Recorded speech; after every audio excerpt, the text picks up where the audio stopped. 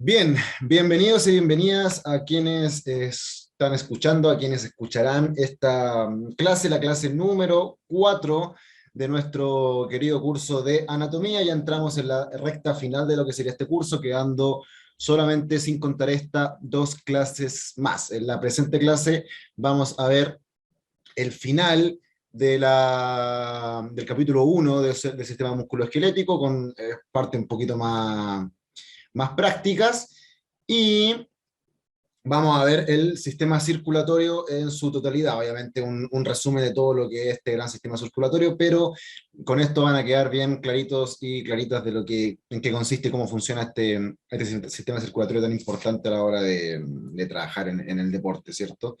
Así que les recuerdo que cualquier duda me la pueden consultar dentro de los espacios que yo dejo para las preguntas. Puede ser vía chat o vía micrófono. Y también la pueden hacer posterior a las clases dentro de la semana por el WhatsApp, que ahí estoy en el grupo, o también de forma personal. Además de eso, recordarle a quienes no hayan descargado la clase, aunque la verdad creo que seguramente la persona que esté viendo esta clase es porque vio las clases anteriores, así que ya vio las clases, pero igual que descarguen las clases que vamos enviando. O sea, obviamente ya la clase uno o 2 ya están out, o sea, si no la descargaron ya lamentablemente no hay tiempo para más, y esta clase 4, la clase 3 perdón, eh, se termina mañana, el lunes, el tiempo de descarga. Hasta ese día pueden descargarlo, y esta misma también va a ser enviada el día lunes, como siempre lo hemos hecho, así que bien, en honor al tiempo, para no quitarles más de su gloriosa tarde de día sábado, vamos a ir rápidamente entonces con la clase. Bien, como dijimos, vamos a ver el final del sistema musculoesquelético, el final de nuestro sistema, de nuestra unidad de sistema musculoesquelético, en el cual vimos primero que todo el tema de los huesos. Después tocamos el tema de la musculatura, todas las estructuras importantes dentro de la musculatura. Y ahora vamos a ver un poco de ejemplificación práctica, lo que no alcanzamos a ver la clase pasada porque salió más larga de lo que pensé que iba a salir. Y que bueno, que va a ser un poquito más ya entretenido porque nos va a mostrar un poquito lo que es la actuación de los músculos dentro de esto y cómo se lesionan, sobre todo, ¿ya? Y dentro de eso, lo que yo quiero destacar es el desgarro muscular, así es. El desgarro muscular es la lesión más frecuente dentro de las lesiones musculares que hay, o sea, es la que más problemas nos va a dar, es la que más es concurrente en cuanto a los deportistas de alto rendimiento, y también a los deportistas que no son de alto rendimiento. A nivel amateur se ve demasiado, de hecho se ve muy concurrente en que una persona tienda a lesionarse constantemente una musculatura en específico, y esto es porque ellos no tienen ese contexto de entrenamiento que tengan personas que les enseñen a hacer quizás los ejercicios, personas que le tengan trabajo de prevención de lesiones, personas que le enseñan finalmente a cómo poder trabajar su cuerpo. Entonces, por situaciones de la vida se van lesionando, lesionando, y ya se transforma en un círculo vicioso que en muchos casos termina por a la persona alejarla de la práctica deportiva. Entonces, con esto espero que todos los presentes queden con la capacidad de evitar que a sus deportistas les ocurra esta situación, o sea, que no tengan un tema de lesiones recurrentes en sus deportistas, para que ellos puedan estar, ojalá, hasta bien entrada la edad haciendo ejercicio. ¿Ya? Entonces, el desgarro muscular vamos a tener tres clasificaciones, o sea, hay muchas clasificaciones más, pero la más clásica y la más simple de comprender es la siguiente. Tenemos la distensión muscular grado 1, que es la que viene posterior a la famosa contractura, que podremos decir que el grado 0 es la famosa contractura muscular. Ya la contractura muscular, más que nada, es un proceso de adaptación de la musculatura a distintas actividades. O también es el aviso de que algo malo puede llegar a ocurrir en un futuro.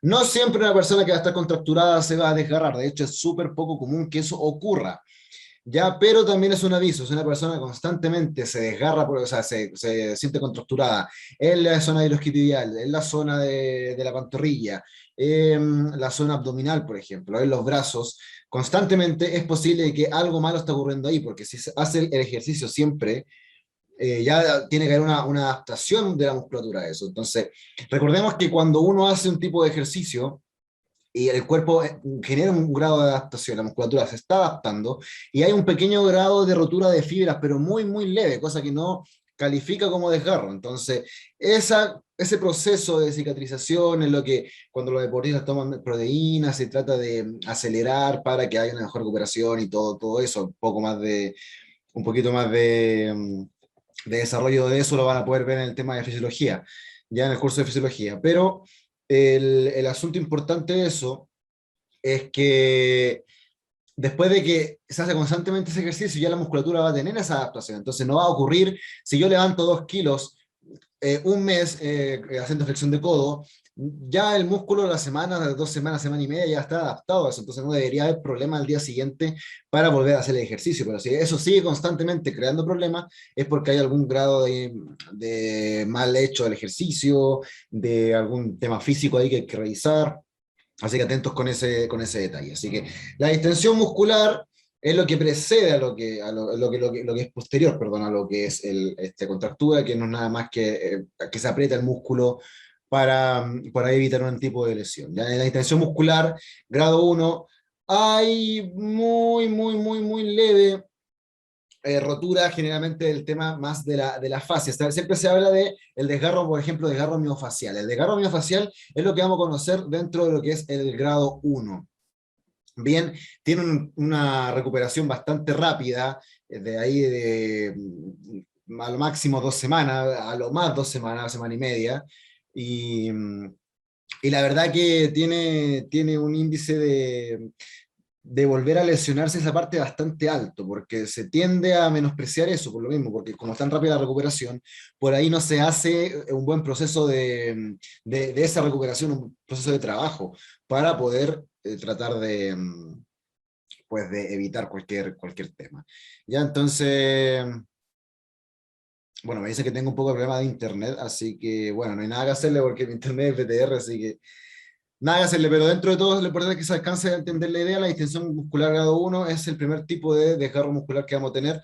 Generalmente se asocia a las fibras más periféricas del músculo, generalmente a la fascia muscular. Ya después tenemos el desgarro parcial grado 2, el desgarro parcial grado 2, que en donde esta rotura es un poquito más grande, ya donde va a haber ya un tema de fibras mucho mayor vinculada, o sea, van a haber fascículos, quizás van a estar más vinculados en relación a este grado 2, cosa que en la distensión muscular no aparecía. La distensión muscular también se puede conocer como una elongación. Ustedes van a escuchar de repente en las noticias que dicen tal jugador se lesionó por una elongación muscular, ya, ese es un tipo de desgarro muscular grado 1, por si acaso, que me he olvidado de decir ese dato. Bien, el desgarro muscular, el desgarro parcial grado 2 ya excede un poquito más, eso la recuperación ya puede pasar un poquito de las 3 semanas, el mes, un poquito más que eso. Involucra más cantidad de fibras, va a generar mayor problema, puede generar cosas como lo que estamos viendo aquí en pantalla, donde vemos un hematoma bastante pronunciado a nivel del isquiotibial, ya la parte más proximal de la pierna, y como vemos cómo se va finalmente todo este derrame hacia abajo, pero aquí está la parte central de la lesión. Ok, vamos aquí, si pensé un poquito que me desconcentra. Bien. Perfecto, ese es el desgarro parcial grado 2. Y después tenemos el desgarro total grado 3, que en realidad se involucra la musculatura en su totalidad. O sea, podemos hacer un rasgado del músculo completamente. Y esta recuperación puede tardar de 3 a 4 meses incluso. Es muy, muy, muy, muy larga esta recuperación, ¿ya? Así que tratar de estar bien así al tanto de cómo se puede corroborar que tenemos una lesión de este tipo. ¿Cómo podemos ver esta cosa? Por ejemplo, una distensión muscular, el deportista puede seguir jugando. Ejemplo, Gary Medel, Mundial del 2014, que todo el mundo lo destaca mucho porque él aguantó estoicamente gran parte del partido, y eso se supone porque lo más probable es que haya tenido un tipo de distensión muscular, ya grado 1, que quizás no era tanta la rotura, y siempre van a escuchar el término de microdesgarro. El término de microdesgarro ya no se usa, o sea, es un término que no se usa en realidad, no existe. No hay una clasificación que yo conozca al menos que podamos clasificarla como microdesgarro. Eso es humo, no es nada, no existe, ¿ya? Solamente tenemos estas cosas que es distensión muscular, desgarro parcial y desgarro total. Bien, si el deportista sigue compitiendo, es probable que tenga este tipo de distensión que puede llegar a ser un desgarro parcial. Si el deportista manifiesta dolor, puede seguir jugando y después deja de jugar, es posible que sea un desgarro parcial. Cuando el desgarro es total, puede ser que el deportista manifieste una sensación de dolor muy grande, que deje de jugar, deje de hacer su deporte de forma inmediata y tenga que salir generalmente apoyado por alguien, por una camilla o por algo así. Eso puede ser ya un desgarro total. Bien, todo esto se puede mucho mejor evaluar y poder calificar de acuerdo a las imágenes. Ya nos detenemos varios temas como más clasificaciones con temas de las imágenes, con la rotura biofibrilar, la rotura fibrilar, la rotura multifibrilar, el desgarro total, la adherenciolisis. La adherenciolisis no es nada más que la apertura de la cicatriz que está después de un desgarro muscular recuperado, se vuelve a abrir esa cicatriz y eso se conoce como adherenciolisis. Ya es finalmente un desgarro muscular que no ha sido bien cuidado posteriormente a la lesión, ¿ya? Así que ojo con ese detalle, ¿ya? Bien, vamos a ver entonces otra imagen más. Aquí estamos viendo, por ejemplo, esto sería más como un desgarro parcial y aquí tenemos ya lo que sería un desgarro total de la zona isquiotibial. O sea, estamos viendo un hematoma demasiado pronunciado en esta persona. Bien, los isquiotibiales, los aductores, la pantorrilla, el sóleo, el gastrocnemio son los músculos más que tienen más tendencia a desgarrarse, mucho más que los brazos. Es poco común ver desgarros de brazos, aunque sí existen en personas que practican mayormente deportes con esa zona, aunque siempre las lesiones más frecuentes en el tema de los hombros, los brazos, siempre son relacionadas a la cápsula que está alrededor de la articulación del hombro. Ya, eso es como la parte más frecuente. Y el músculo que se tiende a desgarrar harto ahí es el supraespinoso. Ya, así que ojo con ese detalle. Cuando se ve el tema de la rotura o la lesión del manguito rotador, ojo con el supraespinoso que se puede desgarrar bastante. Bien, entonces, aquí tenemos, por ejemplo, un desgarro de lo que ya sería toda la zona del brazo, parte del pectoral. Existe una palabra que se llama el signo de Popeye. El signo de Popeye es cuando hay una rotura total de un músculo, desgarro total, entonces se suelta el músculo desde el tendón, o el tendón mismo se desgarra, y cuando la persona puede hacer una flexión de brazo, como puede ser en este caso, se va a ver un signo como esto, ya porque el músculo está finalmente apretado, se acorta el vientre muscular, entonces queda de esa forma, con un signo de Popeye. Popeye, el famoso Popeye el marino de la serie que me imagino que más de alguien habrá visto en su juventud. Bien, y aquí está más en una imagen más clara, tenemos aquí el músculo, el famoso tensor de la fascia lata, con el tracto tibial y vemos cómo se ejemplifica para demostrarnos distintas roturas, o sea, la rotura del grado 1, esta distensión muscular que puede o no asociarse a roturas musculares o no, son elongaciones generalmente, después el grado 2 que tiene este tipo de rotura y el grado 3 que ya te rompe completamente la musculatura. Bien, vamos a ver ejemplos de lesiones musculares. Tengo dos videos para mostrarles, que al tiro les voy a presentar. Quiero destacar acá dos cosas. Tenemos, por ejemplo, una lesión como la que estamos viendo aquí con Alexis Sánchez, que se produce generalmente por un tema de elongación muscular. Cuando se produce una lesión por elongación muscular, generalmente se producen estos músculos biarticulares, en donde el músculo produce una descoordinación de movimiento, la fuerza que se hace es excesiva en esa zona, entonces el músculo no logra captar bien la sensibilización central que se le transmite desde el cerebro y se desgarra, se tiende a estirar y pega ese tirón. Siempre el deportista te va a hacer una señal, aquí voy a mostrarme en pantalla de esto, cuando el deportista hace esto es que sintió el tirón y probablemente sea un desgarro. Bien, entonces eso se produce generalmente por elongaciones más allá quizás de los límites permitidos. Bien, y abajito tenemos una imagen de lo que sería el famoso pancorazo, ya ese contacto desde una parte del cuerpo humano de una persona hacia otra zona muscular de otra persona, en donde el golpe genera este famoso hematoma, la persona siempre va a manifestar dolor, se le puede inflamar, y esa parte es porque hubo rotura de distintas fibras. Bien, cuando el músculo está contraído, como lo que estamos viendo aquí en pantalla, que esta persona está recibiendo la patada, pero se ve técnicamente parada, o sea que no se afecta por esta patada, es probable que al hecho de estar contraído el músculo esté más protegido. Bien, si por ejemplo estuviese relajado, estuviera saltando, la musculatura estuviese relajada, y él le pega esta patada en esa zona, es probable de que la patada llegue a zonas más profundas, por lo tanto la musculatura que se va a ver afectada va a estar más profunda aún, y puede provocar desgarros musculares mucho más grandes. Entonces el desgarro muscular se puede producir de forma individual, como lo que pasó a Alexis Sánchez acá arriba, o también puede ser de forma provocada por algún impacto de otra persona o de algún objeto. Bien, aquí yo voy a dejar de compartir pantalla y voy a pasar a compartir nuevamente pantalla en otra parte que tengo que buscar acá en un segundo. Aquí tengo. Bien, voy a compartir pantalla acá. Perfecto. Acá tengo lo que sería, espero que se pueda ver. Espero que se pueda ver. Está creciendo la pantalla. Bien, aquí está. Este video fue el mejor video que logré encontrar en YouTube para poder transmitirle lo que sería una lesión muscular por elongación, ya que ocurre generalmente cuando hay piques rápidos hacia un balón en 100 metros plano, eh, corriendo en la calle puede pasar, cuando ocurre esta descoordinación de los movimientos, ¿ya? Y el sistema nervioso produce también un tema de poco feedback a la hora de transmitir la información a la persona. Ya vamos a ver, voy a bajar el volumen sí, porque el volumen no interesa. Atento aquí a la imagen más en el fondo a su izquierda, la pantalla a la izquierda, el deportista que está corriendo aquí a continuación, corre, corre, corre, corre, y en el pique ya al tiro para. Vamos a correrlo nuevamente, fíjense cómo corre a máxima velocidad, y rápidamente siente un pinchazo en la zona del muslo. Bien, ahí, fíjense, corre, corre, corre, corre a toda velocidad, un pique, partió desde la nada a picar al máximo de lo que podía, en poca cantidad de metros, y eso produjo una descoordinación en su musculatura isquiotibial. ¿Por qué? Porque el isquiotibial te hace extensión de cadera y te hace flexión de rodilla. Entonces, dentro de la carrera, tú estás haciendo extensión y también flexión, o sea, extensión de la cadera y flexión de la rodilla.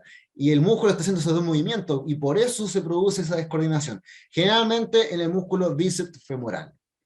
Ya, nomás, más que el semitendinoso y el semimembranoso, el bíceps femoral, por su estructura un poco más delgada, también tiende a producir eso. Bien, aquí vemos también, y vamos a ver algunos ejemplos que muestra el mismo video, que demuestra acá cómo quedó la zona, fíjense, más distal del bíceps femoral, aquí en el isquiotibial. Y después vemos cómo quedó aquí en la imagenología, la rotura del músculo clarita. Esto quedó justo en la parte del tendón central, es impresionante. Porque los músculos tienen esta parte blanca que es como el tendón central, que el tendón central es como la parte que va tirando todas las fibras finalmente. Y cuando ocurre una lesión en el tendón central es mucho más grave que cuando ocurre dentro solamente del vientre muscular. ¿Okay? Cuando involucra, por ejemplo, la unión miotendinosa entre tendón y vientre muscular, es mucho más grave una lesión ahí que una lesión en el vientre muscular. La recuperación es más larga. Bien, entonces aquí vamos a ver un poquito el proceso de recuperación. Claramente le pusieron estos tapes, hicieron esta terapia más con temas de ultrasonido, hielo, la corriente de COTS, que es como un tipo de TENS para más que nada bajar la inflamación del dolor, empezar a ganar drenaje también linfático, un poquito ya ahí de trabajo más de estiramiento, también a la musculatura que no está involucrada en la lesión, tiene que trabajar siempre eso. Un poquito ahí de elongaciones bien básicas, bien básicas. Aquí ya estamos viendo cómo va aumentando, y también trabaja otra parte de la musculatura, el core abdominal está trabajándolo acá.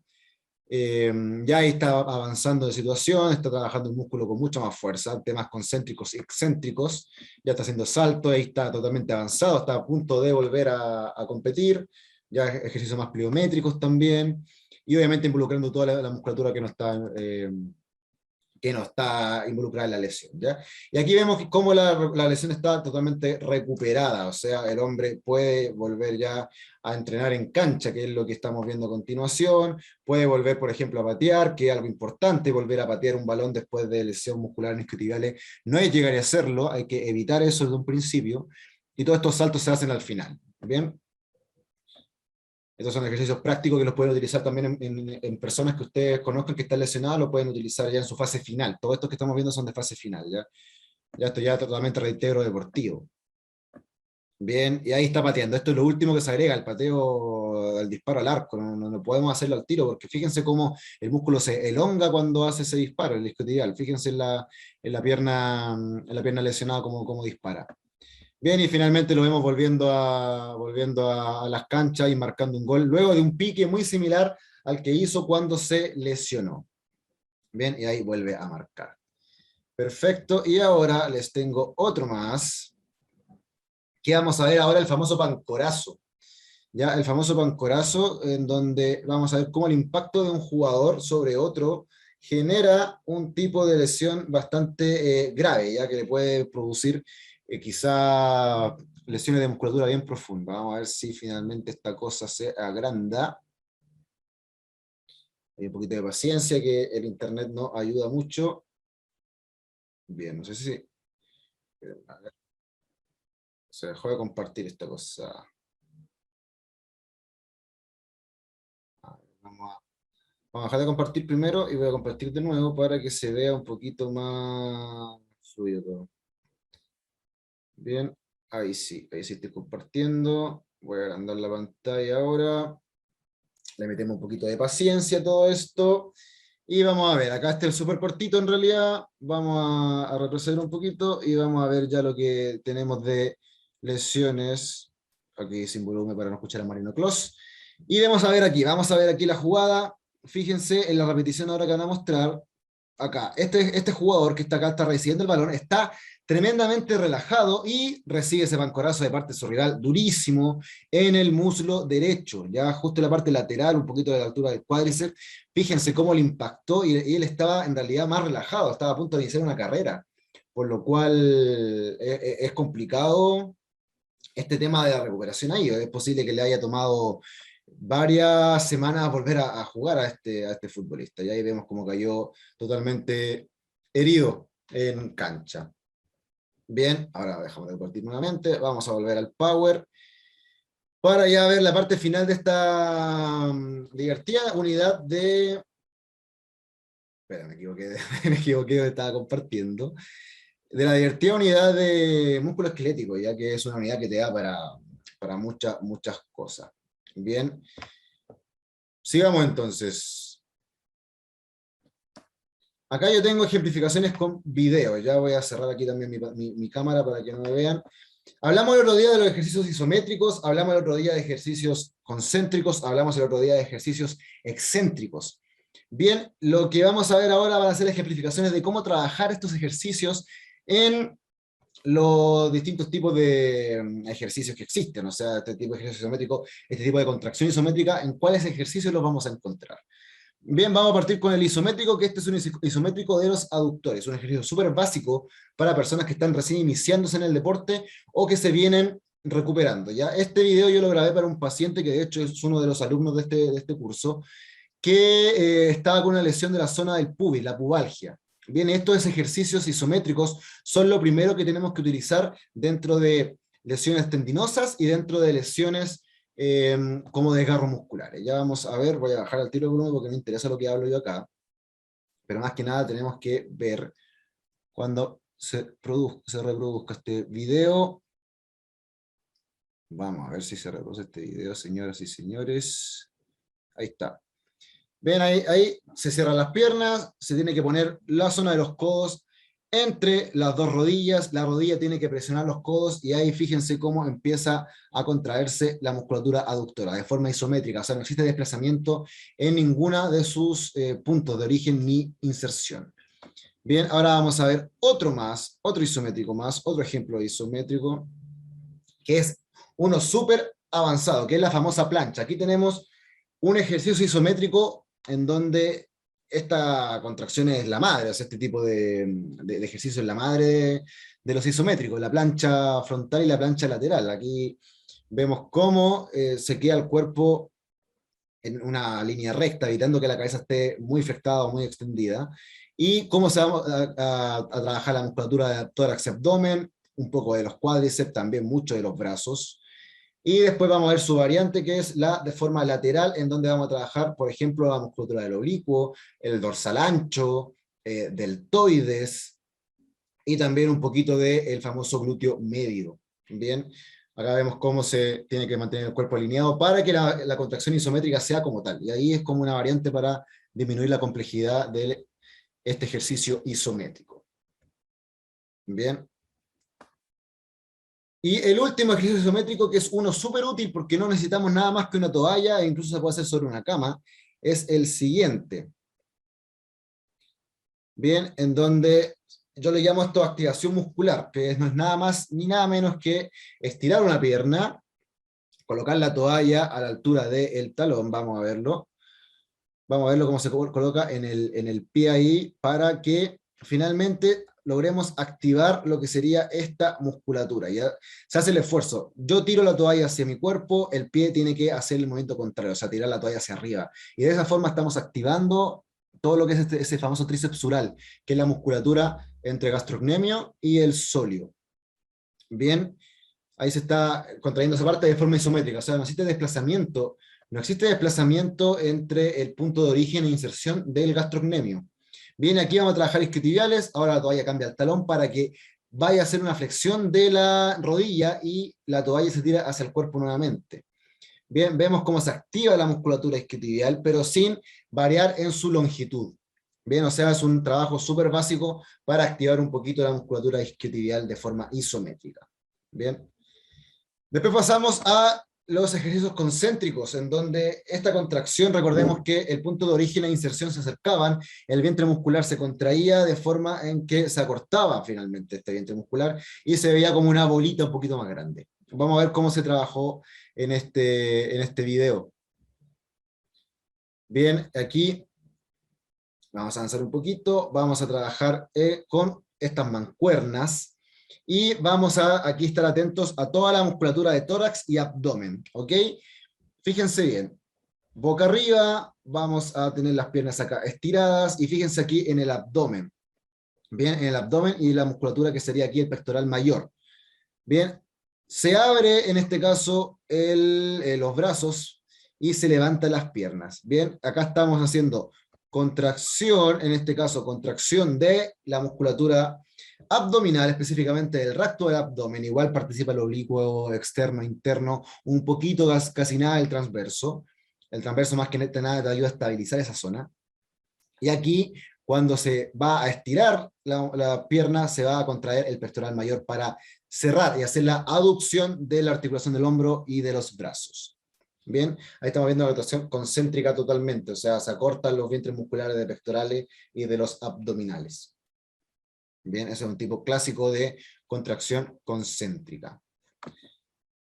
Otro ejercicio concéntrico más lo tenemos en este video, que vamos a ver a continuación, en donde la persona se tiene que poner boca arriba igualmente, va a colocar acá sus piernas un poquito más estiradas, más flectadas, vamos a ver qué se hace finalmente, y es tan simple como estirar un brazo, o sea, extender el brazo, vamos a hacer una abducción y extensión del brazo, y la pierna contraria también va a hacer este movimiento, entonces se contrae de forma cruzada, la cadena cruzada se llama esto. Bien, se trabaja una fascia que te va a envolver toda esta parte y trabaja de forma cruzada.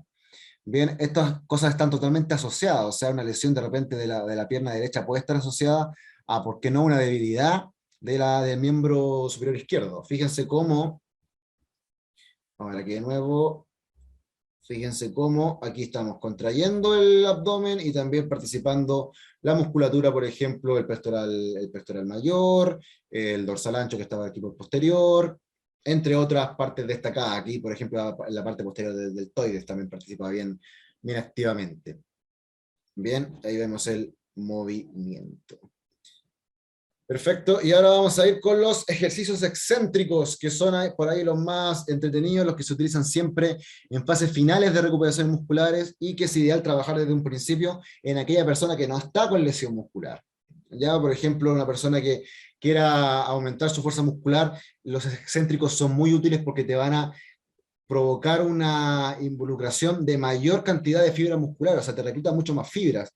Por lo tanto, permiten que haya un aumento de, por ejemplo, la cantidad de capilares sanguíneos, un aumento de la inervación y, por supuesto, un aumento de la fuerza y de la hipertrofia muscular, que es importante.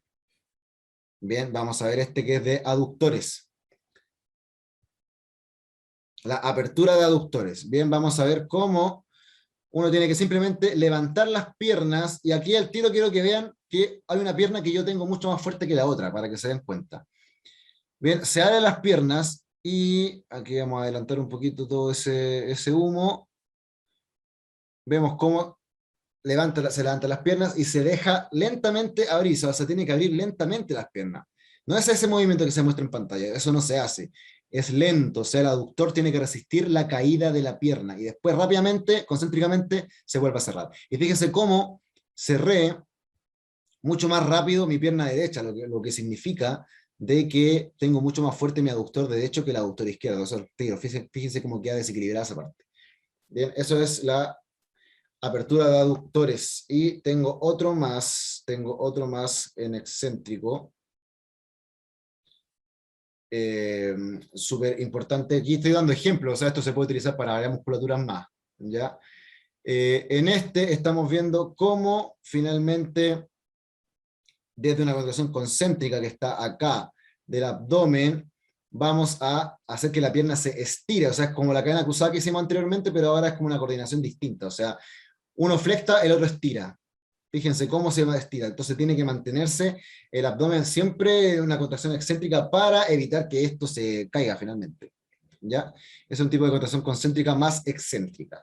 Bien, que también se puede conocer como un tipo de ejercicio pliométrico, que van a ser lo que vamos a ver a continuación. Los ejercicios pliométricos finalmente te involucran fases concéntricas y excéntricas dentro de lo que son las contracciones. Ya no es solamente, no es un tipo de contracción en sí, sino que es la involucración de distintos tipos de contracciones, isométrico, concéntrico y excéntrico. Bien, y finalmente se utiliza siempre en ejercicios de mucho impacto, en donde ya la persona esté preparada físicamente y pueden haber distintos grados. Y eso yo lo que les voy a mostrar ahora, voy a dejar de compartir pantalla y les tengo otro video más para mostrar. Bien. Otro video más para mostrar, que lo tengo que buscar por acá, si me permiten. Esto no, esto no, esto no. Ya, acá está. Aquí está. Bien, aquí ya creo que se ve. Voy a bajar el volumen 0. Y fíjense, esto es un ejercicio súper básico, pliométrico. Esperen, a ver, que le bajé el volumen, sin embargo se escucha muy fuerte. A ver.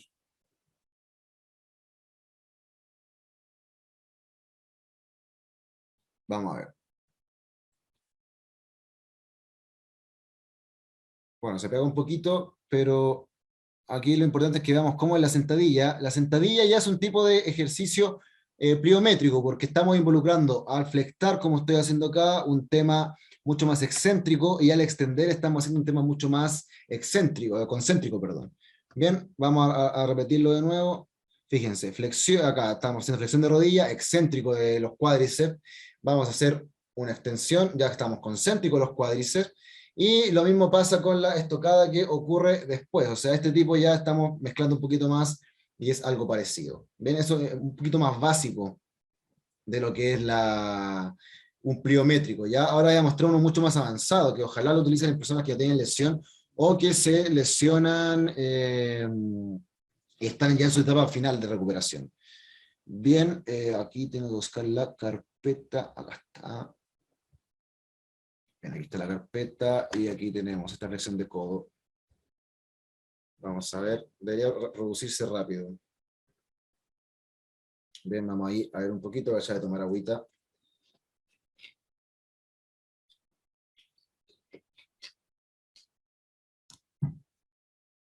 A ver si se reproduce esta cosita.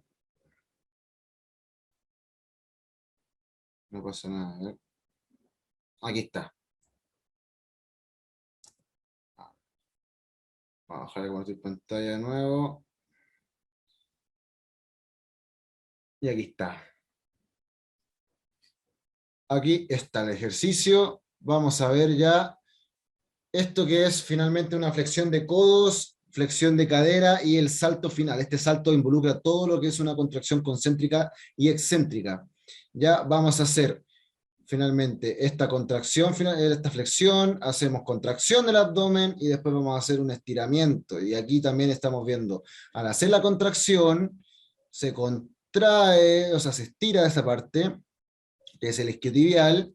Fíjense cómo se estira aquí la rodilla, o sea, se está estirando el isquiotibial, y después se va a contraer, o sea, tenemos estirada la pierna al completo, está contraído el cuádriceps en su totalidad. Bien, vamos a verlo de nuevo. Bien, flexión de rodilla, ejercicio excéntrico, bien, excéntrico, después el salto, tenemos un ejercicio concéntrico. Fíjense cómo también participa aquí la musculatura de los brazos, la musculatura de la pantorrilla, es súper completo este ejercicio.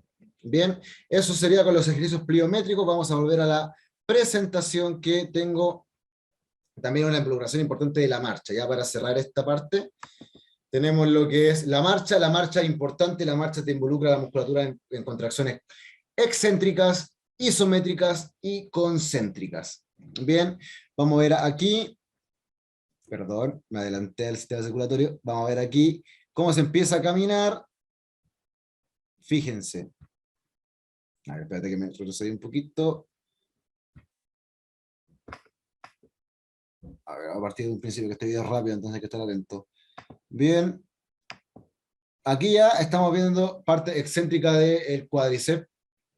Y después vamos a ver parte concéntrica del cuádriceps, ¿ya? Por ejemplo, la musculatura del glúteo, la musculatura del abdomen está aquí en contracción isométrica porque está estabilizando toda esta zona para hacerlo más a posteriori.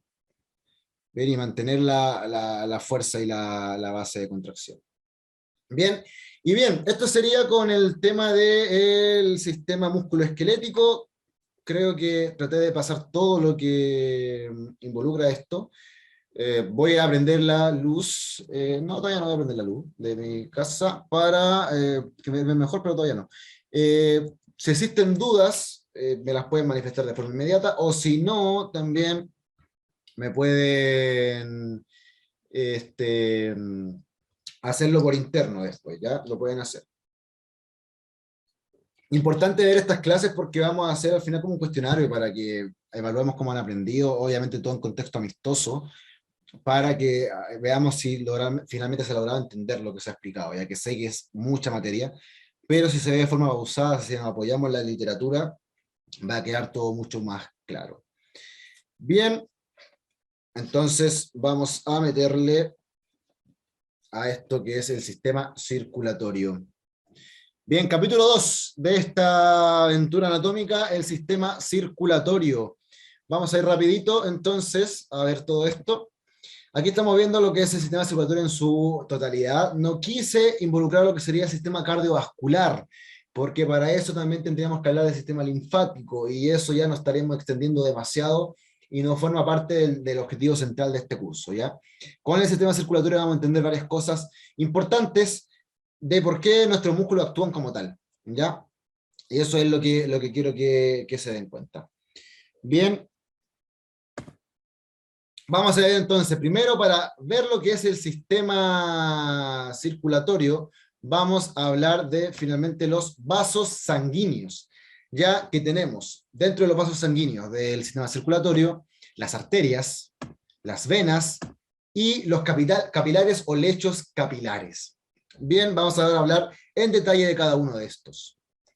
Bien, tenemos las arterias. Las arterias finalmente son los vasos sanguíneos más grandes de nuestro sistema circulatorio. Son aquellos que se encargan de llevar la sangre desde el corazón hacia el resto del cuerpo. Sangre rica en oxígeno, sangre que se va a encargar de irrigar las distintas partes de nuestro cuerpo para brindarle oxigenación y también mucha cantidad de nutrientes. Ya toda esta sangre trae oxígeno, pero también trae muchos nutrientes que van a permitir alimentar toda esta musculatura. ¿Bien?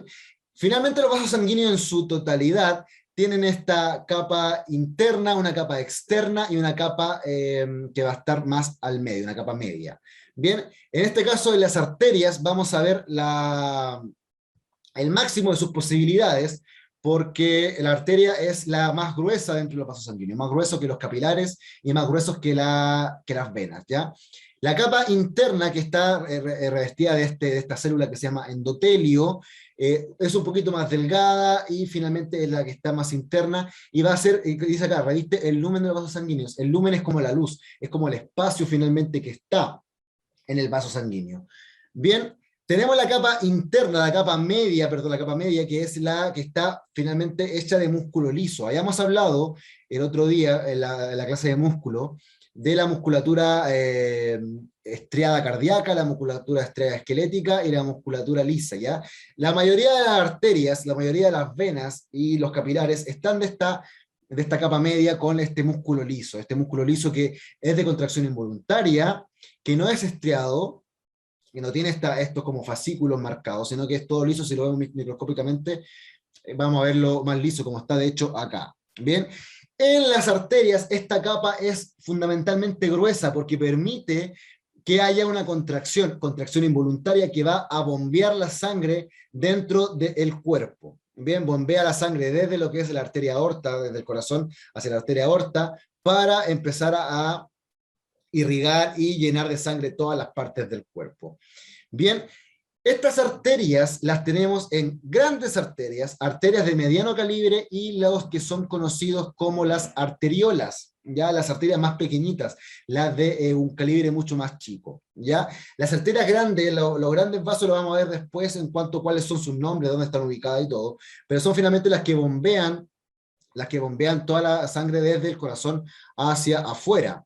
Bien, después estas empiezan a dar ramita, la arteria aorta da ramita, estas otras arterias salen de la arteria aorta y dan más ramas todavía, y estas ramas como de segundo grado son las ramas que son de tamaño medio, tamaño mediano, que finalmente son las que se encargan de llevar las sangre a la cabeza, a los brazos y a las piernas. ¿Ya? Esto es la principal función de esta arteria de mediano calibre.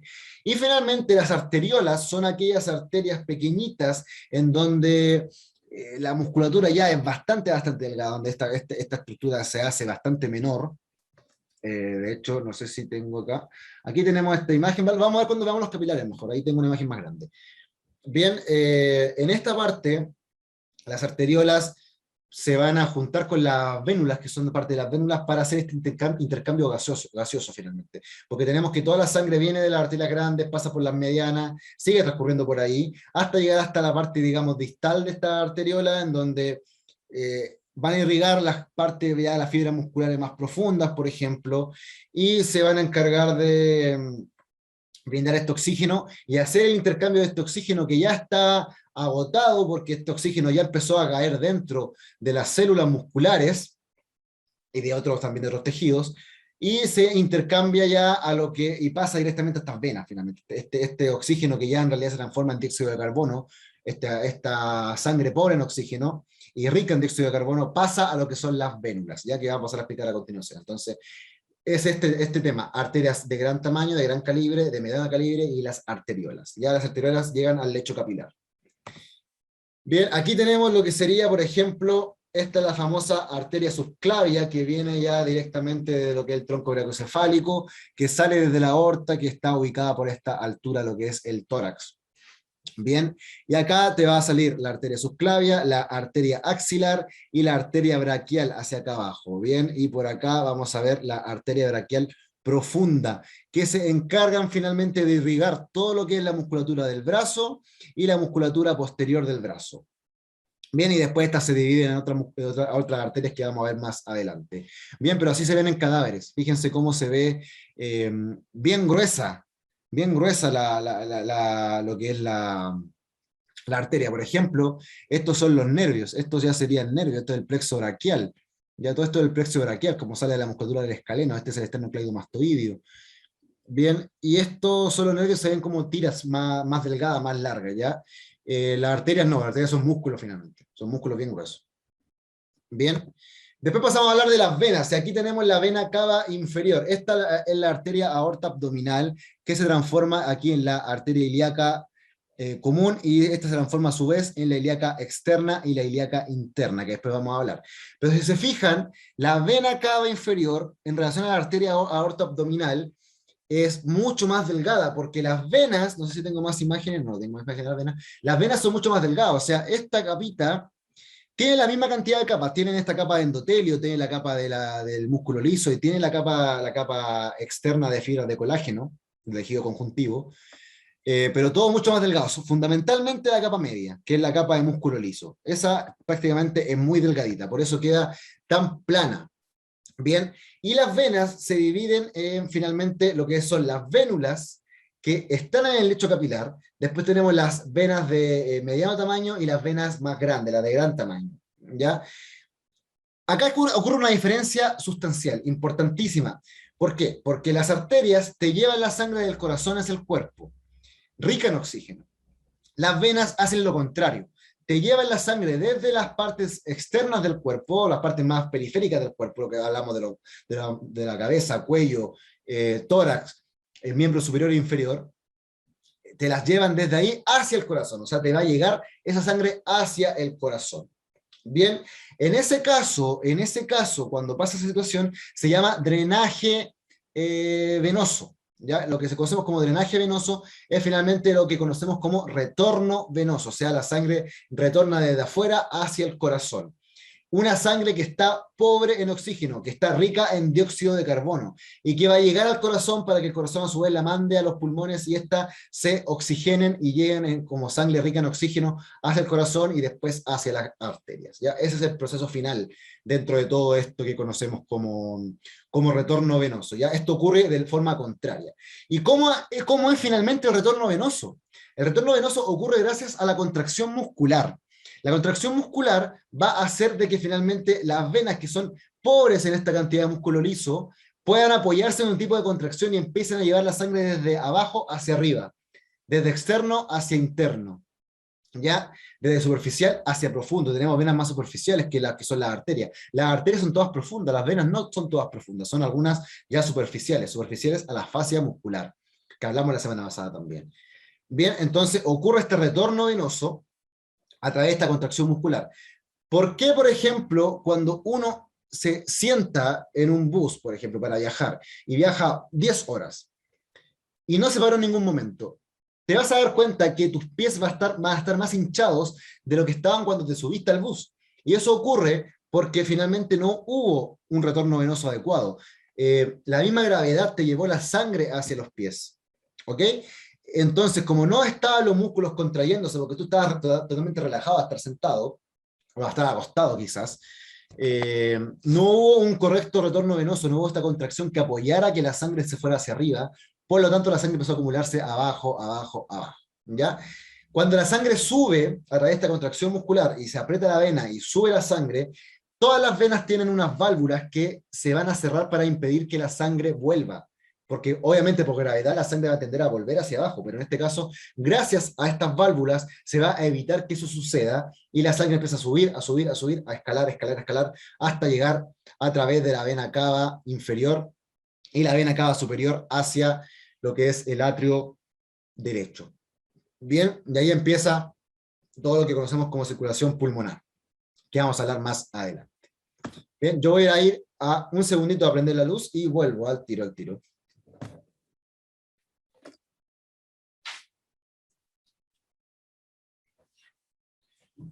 Bien. Oye, espero que se me vea todo bien porque la verdad el internet no se portaba muy bien que digamos, pero la idea está acá, cualquier duda siempre me la pueden preguntar por interno, ¿ya?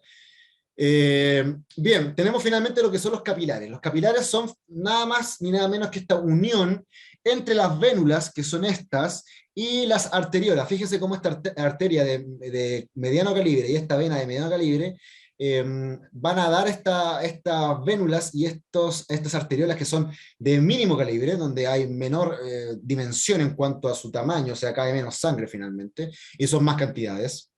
¿Ya? Las venas son más que las arterias, por si acaso. Hay muchas más venas en el cuerpo que las arterias. ¿Ya? Se unen en este órgano, tejido, supongamos que esta es una célula muscular. ¿Ya? Te van a transmitir la sangre hacia las células musculares, y a su vez la sangre por el oxígeno se va a ir acá, a las vénulas. A las vénulas, y estas van a llegar a las venas de mediano calibre hasta las venas ya grandes, las venas grandes para volver al corazón. Esto es todo lo que se conoce como lecho capilar, y son uniones, muchas anastomosis finalmente. Anastomosis son como uniones grandes de capilares de vasos sanguíneos, muy pequeñitos, que se unen para transportar sangre, para circular sangre. ¿Ya? Y finalmente se transportan los oxígenos y los nutrientes a las células, y esta a sus respectivos músculos. Bien, estos son los famosos capilares sanguíneos. Bien. Y vamos ahora a hablar de lo que conocemos como el corazón, esta parte tan importante que es nuestro querido corazón. Ya aquí vamos a ver, por ejemplo, lo que es el atrio derecho, ventrículo derecho, el atrio izquierdo y el ventrículo izquierdo. Ustedes me dirán, pero ¿por qué izquierdo si estamos viendo lo derecho? Porque esto está mirando por anterior, ¿ya? Entonces si nosotros nos ponemos el corazón acá, tenemos que darlo vuelta y lo ponemos ahí. Entonces va a quedar esta parte en el lado derecho y esta parte en el lado izquierdo, ¿ya? Y finalmente, esto que se conoce como atrio, antes lo conocíamos como aurícula, ¿ya? Pero no es la aurícula, en realidad la aurícula es como la capita que va a cubrir el atrio, pero la cavidad en sí, la que va a recibir la sangre, se llama atrio, ¿ya? Atrio derecho se lo envía la sangre al atrio, al ventrículo derecho, el atrio izquierdo al ventrículo izquierdo, ¿ya? Y los ventrículos a su vez le van a llevar la sangre a lo que es el atrio contrario. Bien, ahí vamos a explicar ya las circulaciones, pero acá tenemos lo que se conoce con las cavidades, como dije.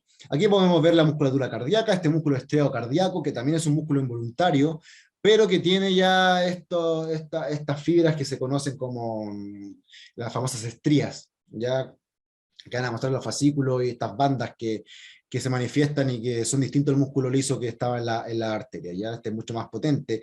Y la musculatura del ventrículo izquierdo es mucho más grande que esto. O sea, fíjate, esta pared muscular es mucho más grande que esta, y esto es porque este ventrículo es el que se encarga de expulsar la sangre a todo el resto del cuerpo a través de la arteria aorta, en la válvula aórtica. ¿Ya? Después vamos a indicar bien eso.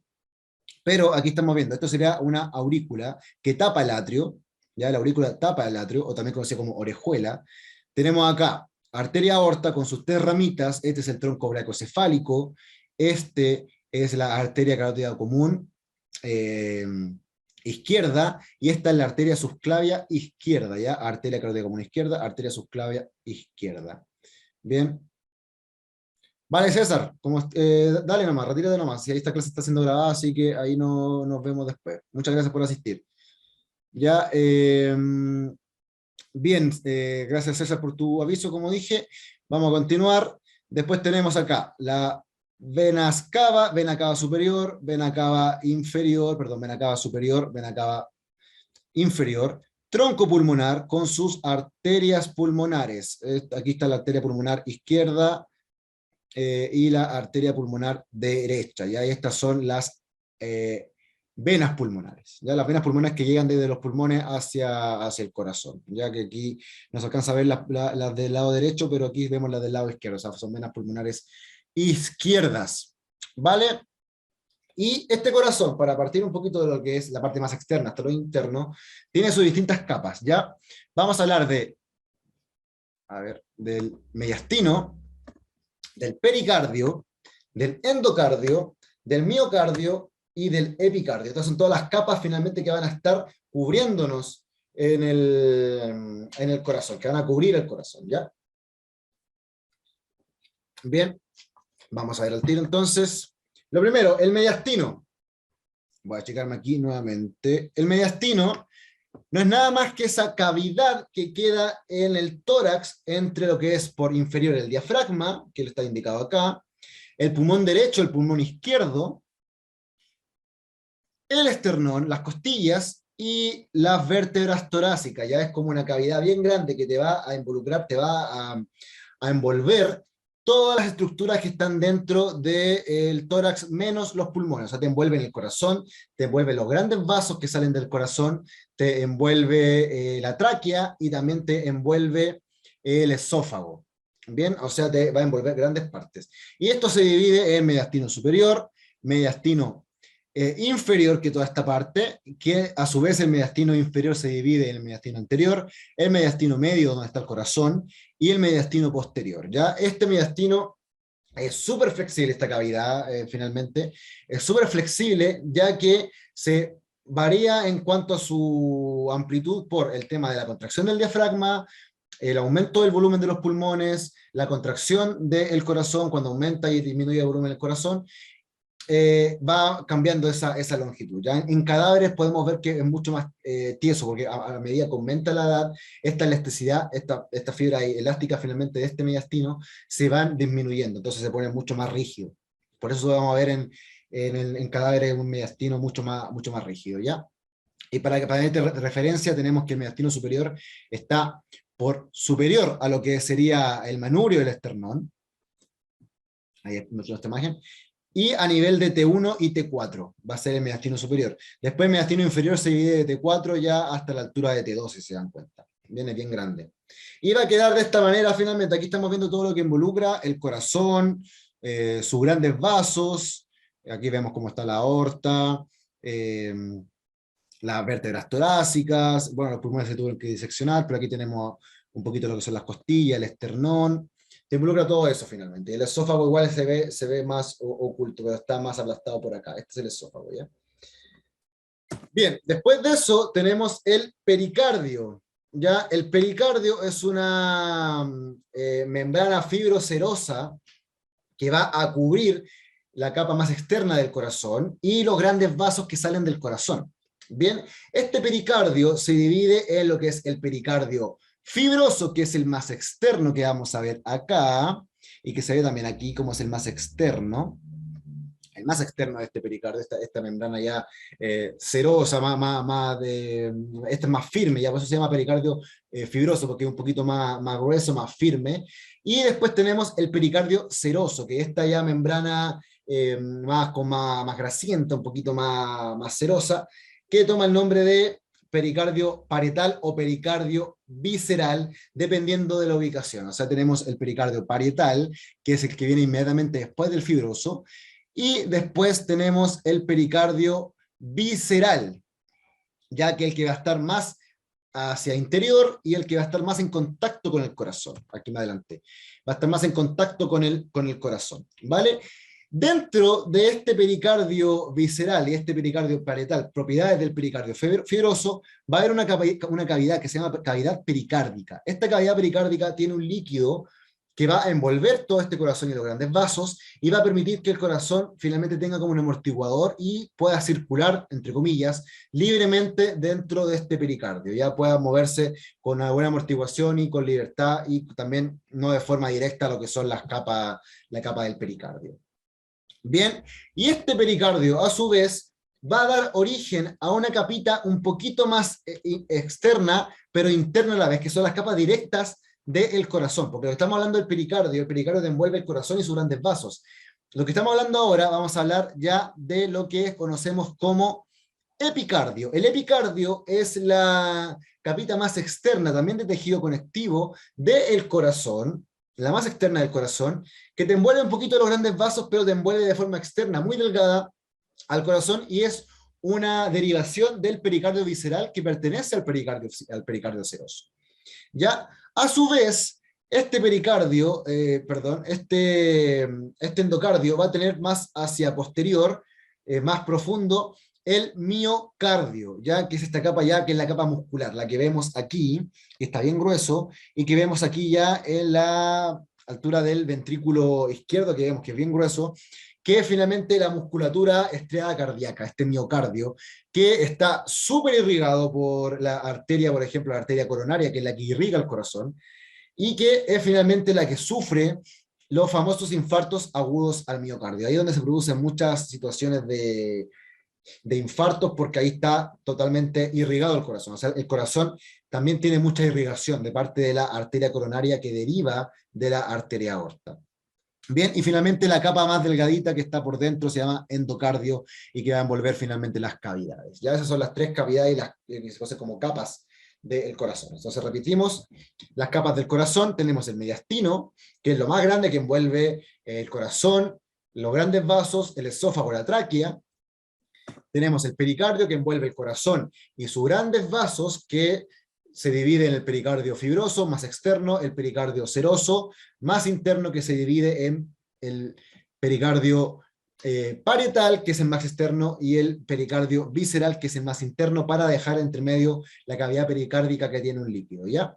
El pericardio visceral a su vez transforma al epicardio, que es la capa más externa del corazón, para que después venga esta capa de musculatura que es el miocardio, y posterior al miocardio tenemos esta capa que es el endocardio, que tiene directamente relación con la musculatura, por ejemplo, la musculatura papilar que está dentro de los ventrículos, la musculatura pectínea que está dentro del atrio, y que es la capa más interna del corazón. Bien, vamos a continuar entonces con este sistema circulatorio.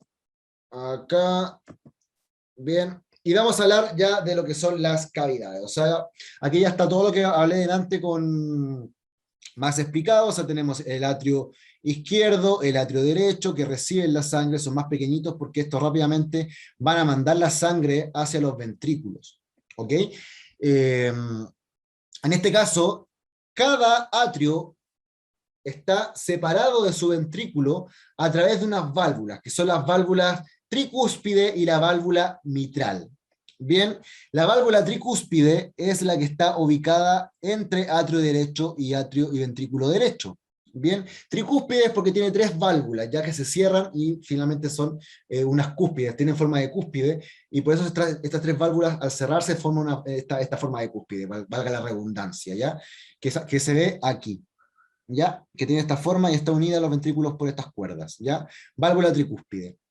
Bien, entre atrio izquierdo y ventrículo izquierdo tenemos la válvula bicúspide o válvula mitral, que aquí dice válvula aórtica, esto está malo, ¿ya? Aquí dice válvula aórtica, está malo, esto es la válvula mitral, la válvula aórtica está acá, esta es la válvula aórtica, ¿ya? Está por aquí, no se alcanza a ver porque está tapado por acá, pero esta es la válvula bicúspide o válvula mitral. Es más pequeñita que la válvula tricúspide, tiene solamente dos cúspides que forman esta cúspide grande, permite el paso de la sangre entre el atrio izquierdo y el ventrículo izquierdo. O sea, cuando toda la sangre del atrio izquierdo pasa al ventrículo izquierdo, se cierra esta válvula. Lo mismo con la válvula tricúspide. Se cierran estas válvulas para que la sangre no vuelva hacia arriba. Bien. Y finalmente tenemos otras válvulas más, que tenemos la válvula pulmonar, que va a hacer que el ventrículo derecho manda toda la sangre hacia los pulmones a través del tronco pulmonar, que se divide en la arteria pulmonar izquierda, y la arteria pulmonar derecha. ¿Vale? Y por su parte, el ventrículo izquierdo va a mandar la sangre a todo el resto del cuerpo a través de la arteria aorta, y esta pasa en la válvula aórtica, ya que está aquí nombrada, pero en realidad aquí está y no se ve, está por ahí, ya, por ese punto que estoy indicando. Esa es la válvula aórtica, y entonces se va a encargar de mandar todo lo de la sangre del ventrículo izquierdo al resto del cuerpo para irrigar todo lo que son los miembros y el cuello con la cabeza.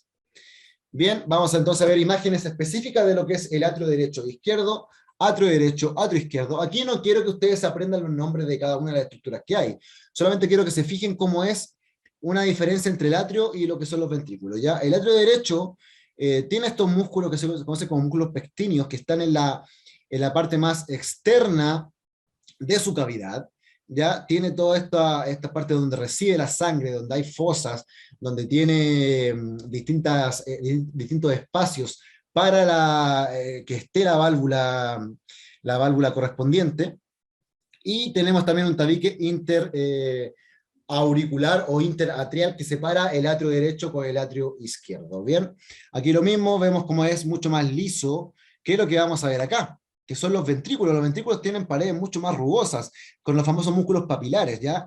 Esta es la musculatura pectínea, que es mucho más, o sea, mucho más lisa, se lo podemos comparar, ¿ya? Esto es la musculatura pectínea es más externa, y estos son los músculos papilares, ¿ya? Este es el ventrículo izquierdo y este es el ventrículo derecho. ¿vale? Que están por inferior, y que aquí vamos a poder ver rápidamente sus distintas válvulas y cómo las válvulas se unen a la musculatura a través de estas cuerdas tendinosas. Bien, se unen para poder, finalmente, cuando esta musculatura papilar se contrae, va a llevarse consigo las cuerdas tendinosas que van a abrir estas cúspides que van a permitir el paso de la sangre. Cuando hay relajación finalmente de la musculatura del corazón, se relaja la musculatura papilar, se dejan de tensar las cuerdas tendinosas y se cierra finalmente el atrio, la cavidad, ya esta válvula. Bien, pero aquí en realidad no quiero complicarlo más, solamente mostrarles cómo son esta estructura de ventrículo derecho e izquierdo. Bien, y aquí estamos viendo un corte en el cual estamos observando el corazón desde superior, se cortó lo que sería la parte de arriba del corazón, para poder observar lo que son las válvulas en su totalidad. Bien, tenemos la válvula mitral o válvula bicúspide, que es del lado entre ventrículo y atrio izquierdo, y la válvula tricúspide, que es entre el ventrículo y el atrio derecho. Ya vemos, tricúspide porque tiene estas tres cúspides, ya tiene estas tres cúspides, y bicúspide o mitral porque tiene estas dos cúspides. O sea, vemos que esta es mucho más ovalada, esta es mucho más circular, y por lo mismo tiene que abarcar más espacio, ya por eso, porque tiene como esta estructura más larga. Se marca eso acá. Y también estamos viendo cómo estamos con la válvula aórtica, que va a permitir el paso de la sangre hacia el resto del cuerpo, y la válvula pulmonar, que te va a llevar la sangre hacia el cuerpo. ¿Bien? Y aquí tenemos el título, corazón en sístole y corazón en diástole. Bien, ustedes siempre van a quizás escuchar un término más de enfermería que consiste en hablar de el famoso término de la presión sistólica y la presión diastólica, ¿ya? La presión sistólica es cuando existe una contracción ventricular que va a permitir expulsar la sangre desde el corazón al resto del cuerpo y desde el corazón hacia los pulmones. Bien, cuando hablamos de diástole, hablamos que el corazón está relajado y finalmente vamos a permitir un llenado ventricular, lo que significaría que estas válvulas, la válvula mitral y la válvula tricúspide, se van a abrir. Ya en esta imagen el corazón está en sístole, perdón. ¿Por qué? Porque están cerradas las válvulas tricúspide y la válvula mitral, porque está lleno el ventrículo, ambos ventrículos están llenos de sangre, y estos están contrayendo para enviar la sangre vía válvula aórtica y vía válvula pulmonar. Por eso están abiertas estas, ¿ya? Y permiten que llegue al resto del cuerpo la sangre. ¿Ya? Cuando ocurre lo contrario, el corazón está en diástole, estas válvulas están cerradas porque ya no hay más sangre que enviarle a los ventrículos, y estos estarían abiertos porque estamos llegando la sangre desde el atrio hacia el ventrículo finalmente. Bien, sé que es un poquito complicado quizás de comprender, pero vamos a entenderlo mejor ahora, cuando hablemos de la circulación pulmonar y la circulación sistémica. Ya voy a tomar un poquito de agua y vamos al tiro con eso. Bien, denme un segundito. Conocidos estos como los circuitos vasculares. Los circuitos vasculares. Bien, vamos a ver la imagen más básica, que es esta de la izquierda, en donde estamos viendo, primero, el atrio izquierdo le manda sangre al ventrículo izquierdo, el derecho al ventrículo derecho. Cuando hablamos de circulación pulmonar, nos vamos a centrar en esta parte. Bien, nos vamos a centrar en esta parte. A ver, vamos a empezar a explicar. El atrio derecho está lleno de sangre, ¿cierto? Esta sangre va a bajar, se abre la válvula que está acá, la válvula tricúspide, y se va a llenar el ventrículo derecho de esta sangre. Toda esta sangre es sangre que viene desoxigenada, sangre que viene que está rica en dióxido de carbono, que viene desde las venas sistémicas. O sea, por ejemplo, las venas cavas van a llegar al atrio derecho, la vena cava inferior y la vena cava superior van a llegar pobres en oxígeno al atrio derecho, que al llenarse va a hacer que se abra la válvula, tricúspide y se llena el ventrículo, perdón, el ventrículo derecho, y a su vez, cuando esté lleno, va a enviar todo por el tronco pulmonar hacia los pulmones, a través de las venas pulmonares. ¿Ya? Y va a llegar toda esta sangre pobre en oxígeno, rica en dióxido de carbono, a el pulmón, a los pulmones, a ambos pulmones, ya a través de las venas pulmonares. Bien, los pulmones tienen unos orificios donde reciben toda esta sangre rica en oxígeno, y que finalmente va a llegar esto al lecho capilar que está dentro de toda la parte de los bronquios, de los bronquiolos, que hay un gran lecho capilar donde se hace este intercambio entre el oxígeno que está llegando en nuestro proceso ventilatorio a nuestros pulmones, a la parte ya más distal de los pulmones, a la parte inferior de los pulmones, que va a transmitir todo este oxígeno en los lechos capilares, y esta sangre pobre en oxígeno se va a enriquecer de oxígeno para después llegar a través de las venas pulmonares al atrio izquierdo. Estas venas pulmonares van a mandar esta sangre llena de oxígeno al atrio izquierdo, que al llenarse va a hacer que se abra la válvula mitral y se comience a llenar el ventrículo izquierdo. Una vez lleno el ventrículo izquierdo, este va a mandar vía arteria aorta la sangre al resto del cuerpo. Bien, así se conoce como arterias sistémicas, ¿ya? Todo este proceso, desde que la sangre está rica en oxígeno hasta que vuelve de nuevo al atrio derecho pobre en oxígeno, se conoce como circulación sistémica. Todo el proceso que ocurre entre el atrio derecho, ventrículo derecho, venas pulmonares, pulmones, hasta que se enriquece de oxígeno, se conoce como circulación pulmonar. Para hacerlo más simple, cuando la sangre está rica en oxígeno, se llama circulación sistémica, y cuando la sangre está pobre en oxígeno, se conoce como circulación pulmonar. Bien, aquí está todo mucho más en específico en esta imagen, que se la regalo ahí para que se fijen, pero finalmente es todo este proceso que ocurre, ¿ya? Así de simple, cómo sale todo entre los principales vasos, que son la aorta, las venas cavas, para llegar o entrar al corazón. Bien, vamos a pasar entonces a la siguiente parte. Tenemos acá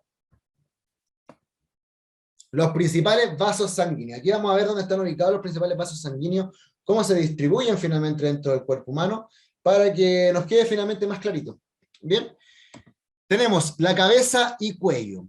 Bien, dentro de la cabeza y cuello tenemos que destacar las cosas más importantes, ya no todo. Tenemos que, del corazón, vamos a retroceder un poquito. Vamos a retroceder un poquito.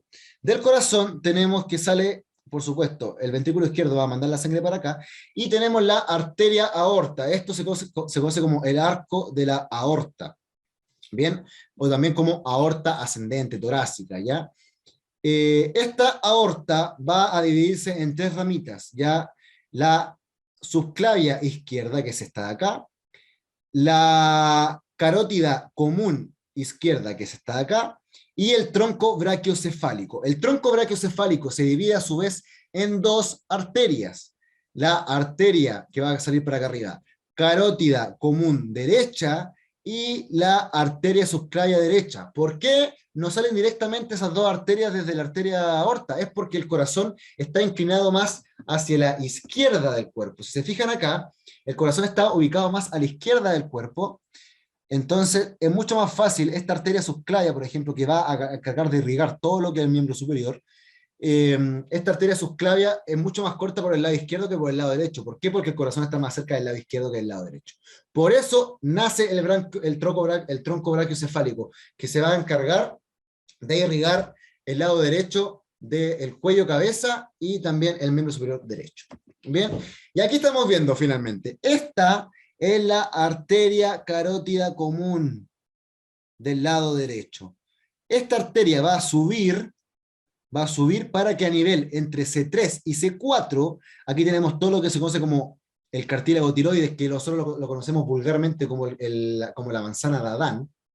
¿Ya? Esta es la manzana de Adán, toda esta parte de la manzana de Adán.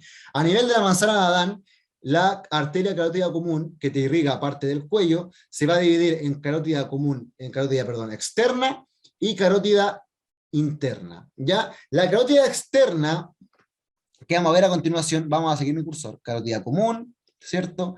Nivel de C3 y C4, manzana de Adán. Se divide en carótida común externa, y esta, a su vez, se va a llevar hacia acá arriba para llamarse arteria temporal superficial. Bien, la arteria carótida externa se encarga de irrigar la cara y la parte externa del cráneo. O sea, toda nuestra cara está irrigada por ramas de la arteria carótida externa. Bien, ramas como la arteria, por ejemplo, la arteria facial, que te va a irrigar toda esta parte, o la arteria maxilar, que te va a irrigar toda esta parte, ¿ya? La arteria temporal superficial, que es esta que estoy indicando aquí, se va a encargar de irrigar toda la zona externa, o sea, toda esta parte parietal, la parte temporal, ya toda la zona externa del cráneo. ¿Por qué? Porque la zona interna del cráneo, el cerebro, te lo va a irrigar la arteria carótida interna. Bien, además de la arteria vertebral. Esta es la arteria vertebral que pasa por los forámenes transversos de las vértebras cervicales. ¿Se acuerdan que cuando vimos la columna nos fijamos que había unos forámenes en cada vértebra cervical? Bien, por ahí pasa esta arteria vertebral que pasa desde C6 hacia arriba. Entra por el foramen magno del cráneo para irrigar también parte de lo que es el tronco encefálico y el cerebelo. Bien, a su vez aquí estamos viendo lo que es la parte del retorno venoso, de las venas, que aquí sería desde arriba hacia abajo. Bien, la vena temporal superficial se transforma en vena retromandibular. La vena retromandibular va a drenar en la yugular. Aquí pasamos ya a las yugulares, las famosas yugulares. A la yugular externa, que es esta, y la yugular interna, que es esta. Bien, se va a encargar de irrigar toda esa parte. Bien, perdón, a drenar toda esa parte. Y llegan acá finalmente a esta vena brachiocefálica que va a llegar a la vena cava inferior, superior, y que va a llegar al atrio derecho para llevar toda la sangre. Bien, a su vez también tenemos esta vena facial, también tenemos la vena maxilar, que van a drenar ya en esta yugular interna. Bien, así drena perfectamente, pero aquí en realidad los nombres de las venas y las arterias son prácticamente las mismas, cambian en algunos puntos, y para que veamos, estas son las venas yugulares, externa e interna. Bien, sigamos más adelante, el famoso polígono de Willis, que tampoco quiero que ustedes aprendan todo esto, sino que lo que yo quiero que ustedes sepan por dónde pasan los principales vasos sanguíneos, ¿ya?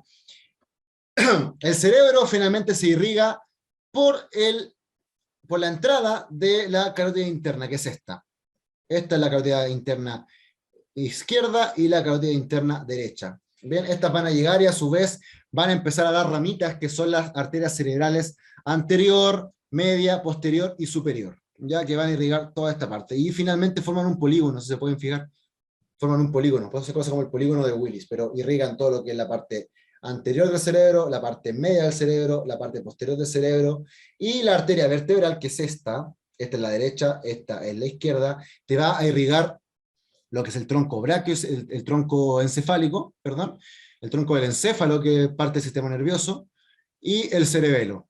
Bien, pero eso ya es un poquito más complicado, pero es parte para que entiendan que la carótida interna irriga el cerebro, la carótida externa irriga la cara y la parte externa del cráneo, también te irrigan el cuello, y son parte de las arterias principales de cabeza y cuello. Y por su parte, las yugulares interna y externa se van a encargar de drenar todo el contenido externo e interno del cerebro y también del cráneo y de nuestro rostro. Bien. Vamos al tórax y abdomen. Aquí vamos para que quede más clarito cómo el tronco brachocefálico se divide en la carótida común y en la subclavia derecha. Bien. Finalmente, el tórax y abdomen, vamos a darnos cuenta cómo la arteria aorta va desde el corazón hacia abajo. La arteria aorta te va a descender todo este pedacito se conoce como arteria aorta torácica. Después, de aquí para abajo, cambia el nombre a arteria aorta abdominal. La arteria torácica te va a llegar hasta T12. A nivel de T12 va a traspasar el diafragma a través de un agujero, un foramen, para llegar al abdomen y pasar a llamarse arteria aorta abdominal. Bien, la arteria aorta abdominal da distintas ramas importantes. Por ejemplo, el tronco celíaco, que está aquí, a nivel de L1, de la vértebra L1, todo esto está por anterior, ¿ah? Está por anterior, y la arteria aorta está un poquito inclinada hacia el lado izquierdo. Bien, esta parte es el famoso tronco brachiocefálico, que va a dar ramas para irrigar los intestinos, el estómago, el hígado, el páncreas y el vaso. Y después tiene a nivel también de L1 la arteria mesentérica superior, y a nivel de L3 la arteria mesentérica inferior. Ya estas arterias mesentéricas te irrigan todo lo que son el intestino grueso y delgado. Ya por la parte derecha la superior, y por la parte izquierda la inferior. Bien, y aquí vemos cómo sale otras dos importantes, que son las arterias renales, que te van a irrigar los riñones. Así de simple, ¿ya? Esos son las principales partes, y todas te van a dar irrigaciones distintas. Por ejemplo, esta es la arteria pericardiofrénica, tenemos la arteria torácica interna, que deriva de la subclavia, etcétera, etcétera, ¿ya? Pero aquí para que sigan el recorrido de la aorta abdominal. A nivel de la vértebra L4, por anterior, por supuesto, esta aorta abdominal se divide en la arteria ilíaca externa y la arteria ilíaca externa, por ejemplo, la arteria ilíaca común. ¿Ya? Me confundí. Bien, a nivel de L4 sale arteria ilíaca común derecha, arteria ilíaca común izquierda, que a su vez se divide en arteria ilíaca externa e interna. Bien, y lo mismo aquí con el tema del corazón. Vemos cómo sale la vena cava, o por ejemplo, en realidad llega la vena cava superior, y esta es la vena cava inferior. Van a llegar al ventrículo derecho para llegar la sangre acá. Y como tenemos que es el famoso tronco brachiocefálico, la yugular interna, la yugular externa, ya tenemos la subclavia, la axilar, etc. Bien, y dentro acá importante, vamos a ver mejor acá, tenemos las venas renales, las venas ilíacas, la vena ilíaca externa e interna. Estas son las comunes. Esta es la famosa vena femoral. Bien, y dentro de esto tenemos, creo que aquí se ve mejor, esta vena que se llama la famosa vena ácigos, y más por lateral tenemos la famosa vena hemiácigos, que se van a encargar de drenar todo el contenido del tórax y el abdomen, ya hacia el corazón. Bien, pero las venas no me quiero meter mucho porque es un poquito más complicado, y lo principal es manejar esto, ya, eso es lo principal. Recordemos, arteria aorta, arteria aorta torácica, arteria aorta abdominal. A nivel de L4 se divide en arteria ilíaca común derecha e izquierda, y esta a su vez en ilíaca externa e ilíaca interna. Bien, vamos ahora a ver lo que es el miembro superior, en donde vemos cómo la arteria subclavia va a llegar hacia el miembro superior para dividirse en esta parte que se llama la arteria axilar.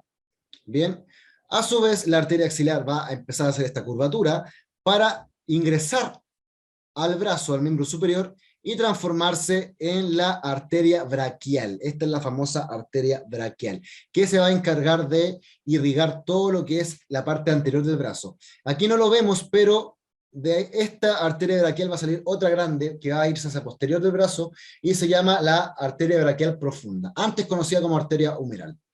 Bien, aquí vamos a ver lo mismo, pero en el brazo ahora, en el brazo izquierdo, cómo la arteria subclavia va a llegar a nivel de lo que esta es la clavícula, para después, a nivel del margen lateral de la primera costilla, transformarse en la arteria axilar, que va a estar en toda esta parte que se llama fosa axilar, por anterior al húmero y por medial al húmero, o sea, por anteromedial. ¿Ya? Esta va a descender a nivel del músculo redondo mayor, posterior al músculo pectoral menor, que va por acá el músculo pectoral menor. Por aquí está el músculo redondo mayor, y cuando termina el músculo redondo mayor, esta empieza a llamarse como arteria braquial. Y la arteria braquial va a descender por la cara medial del húmero, para después, en la parte distal del húmero, hacerse anterior, a nivel de esta parte que es la articulación del codo. Bien. Eso es lo más importante dentro del miembro superior, en la parte del brazo. En el antebrazo tenemos que esta, que es la arteria braquial, a nivel de esta parte que se conoce como la articulación del codo, se va a dividir en la arteria radial y en la arteria ulnar. ¿Ya? Estas dos arterias te van a irrigar todo lo que sería la parte posterior del brazo, la parte lateral del brazo y la parte medial y anterior del brazo. ¿Ya? Para llegar hasta el nivel de la muñeca, en donde se van a unir en esta parte para formarte el arco palmar profundo y el arco palmar superficial. ¿Ok? A su vez, estos dos arcos palmares se van a dividir en distintas ramificaciones que se conocen como arterias digitales comunes, que se van a encargar de irrigar los dedos, y tienen forma de dedo finalmente, llamándose arterias digitales propias. Bien, aquí se ve mucho mejor cómo a nivel de la articulación del codo, la arteria braquial es anterior, para dividirse en la arteria radial y en la arteria ulnar. Ya cómo van a estas a envolver sus respectivos huesos y llegar en el arco palmar profundo, el arco palmar superficial, y después en estas arterias que son las eh, comunes y las digitales propias, ¿ya? Digitales comunes y las digitales propias. Las digitales comunes, si lo podemos fijar acá, te comparten más dedos. O sea, esta digital común te comparte este dedo y este dedo. Y después esto sería digital propia y digital propia. Aquí también se ve. El arco temporal, el arco palmar, te deja esta arteria palmares comunes que te divide en esta propia de este dedo y en esta propia de este dedo. Bien, a su vez, las venas toman el mismo nombre en su drenaje, ¿ya? Pero tenemos un par de venas que son venas superficiales, que están por sobre la fascia muscular, que son las que nosotros podemos ver. O sea, en personas que son delgadas o que tienen la piel muy blanquita, se les puede ver esa parte que es como media morada. Esas son las venas, y son estas venas finalmente. Por lateral sale esta vena, o aparece esta vena, que se llama vena cefálica. ¿Ya? La vena cefálica te va a irrigar todo lo que viene desde la mano hacia arriba y te va a drenar en la vena axilar. Bien, y por su parte, esta vena que está por medial al brazo se llama vena basílica. Fíjense su extensión, o sea, te va a drenar todo el contenido de la articulación de la muñeca, mano, antebrazo y brazo, para llegar con todo su contenido sanguíneo a la vena braquial. Esta es la vena axilar y esta es la vena braquial. Igual, el mismo nombre que toma la arteria. Bien, y te van a irrigar todo el contenido desde el brazo. Bien, son superficiales, recordemos, ¿ya? Estas venas se pueden llegar a ver cuando tenemos quizá por ahí una gran hipertrofia muscular, se notan clarito y se puede llegar a palpar. Bien, después vamos a ver lo que conocemos como la fosa cubital, ¿ya? La fosa cubital es una depresión que ocurre en la articulación del codo por anterior. Esto es el codo. Ocurre una depresión porque la musculatura del brazo se inserta aquí en la articulación del codo, y la musculatura del antebrazo se origina en la articulación del codo. Entonces, todo ese conjunto de inserciones y orígenes de la musculatura del brazo y la musculatura del antebrazo va a generar como un agujero, una depresión, como una hendidura. Y en esa hendidura va a estar la arteria braquial y la famosa vena basílica y la vena cefálica, que se van a unir a través de la vena mediana del codo. Bien, eso es la famosa fosa cubital, donde tenemos el contenido también del nervio mediano, pero eso lo vamos a tocar ya en la clase del sistema nervioso, ¿ya? Pero esto finalmente tenemos, perdón, el músculo bíceps braquial y el músculo braquial te van a dar un límite superior, y el músculo brachiorradial y el músculo pronador redondo te van a dar otro límite. Esta fosa es una fosa triangular. Se forma una línea entre epicóndilo medial y epicóndilo lateral, y se forma otras dos líneas entre el margen medial del pronador redondo y el margen medial del músculo brachiorradial. El músculo brachiorradial te hace flexión de codo y el músculo pronador redondo te hace la pronación del antebrazo. Bien, y este contenido triangular va a tener todo el contenido vascular, que es la arteria braquial, y también la vena mediana del codo, y también la vena braquial, y también la vena cefálica, y la vena basílica. Bien, esta parte está más profundo, tenemos el músculo braquial, que también te va a dar como el piso del... O sea, si por ejemplo alguien mete la mano dentro de la fosa del codo, la fosa cubital, va a topar con algo y ese tope es el músculo braquial, ¿ya? Si quieres sacar la mano, te vas a topar con un tope, y ese tope es el tendón del bíceps braquial y la fascia muscular, ¿ya? La fascia muscular que te envuelve esa parte. Bien, pero ahí es donde finalmente cuando a alguien le sacan sangre, te tocan la fosa del codo. Bien, y sacan sangre de finalmente la vena mediana del codo. Bien, que la vena mediana del codo está aquí, ¿eh? Esta es, aquí está, vena mediana del codo. Bien, y para cerrar vamos a hablar un poquito del miembro inferior. Teníamos que la arteria aorta abdominal a nivel del E4 se dividía en dos arterias ilíacas comunes, que a su vez se dividen en ilíaca interna, que te irriga todo lo que es el contenido de la pelvis, y la ilíaca externa, que se va a encargar de irrigar todo lo que es el contenido de la pierna, ¿ya? La ilíaca externa va a irse, como dice, externo a lo que es la pelvis, para pasar posterior al ligamento inguinal, que el ligamento inguinal pasa acá. Este es el ligamento inguinal, pasa entre la espina ilíaca anterosuperior hasta el pubis, y posterior a ese ligamento va a pasar esta arteria ilíaca, que se va a transformar en la arteria femoral, que te va a bajar por medial al fémur. Bien, una ramita que aquí no se ve, que también es importante, es la arteria femoral profunda, que te va a encargar de abrazar el fémur y te va a encargar de irrigar todo el contenido profundo de la musculatura profunda del muslo, ¿ya? La arteria femoral como tal te irriga la parte más superficial de la musculatura del muslo, ¿ya? Esta arteria femoral te va a descender por medial al fémur, y después en el tercio distal del fémur, a nivel de la articulación de la rodilla, se va a hacer posterior. Bien, y cuando se hace posterior, va a transformarse en las arterias que vamos a indicar a continuación, ¿bien?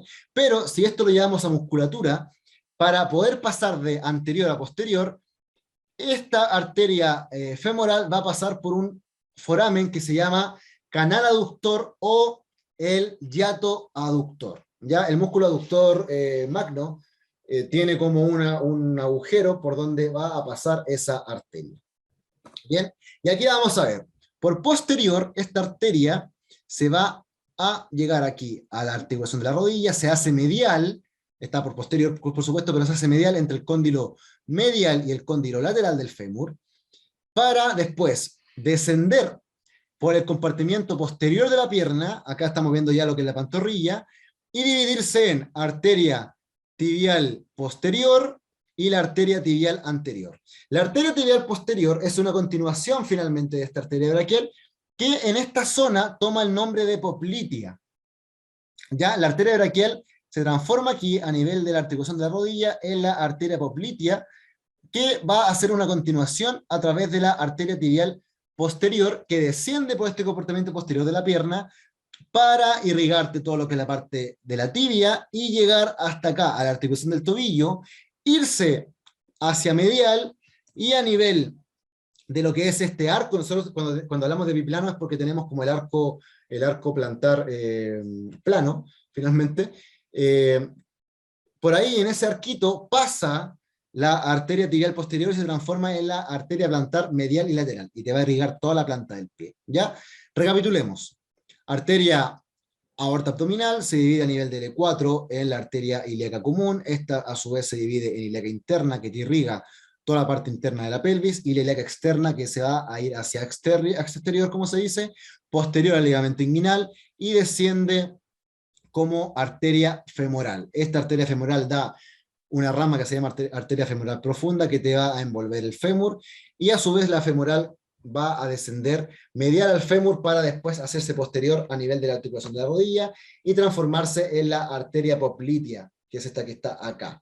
Esta arteria poplitea va a tener dos ramitas, que es la arteria tibial anterior, que esta va a encargarse de irrigar la parte posterior de la pierna por medial, para después irrigar la parte de la planta del pie. Bien, por su parte, esta arteria tibial anterior tiene una ramita más que saldría por acá, que se llama arteria fibular. La arteria fibular te va a irrigar toda la parte lateral del compartimiento posterior de la pierna, llevándote sangre hasta la articulación del tobillo.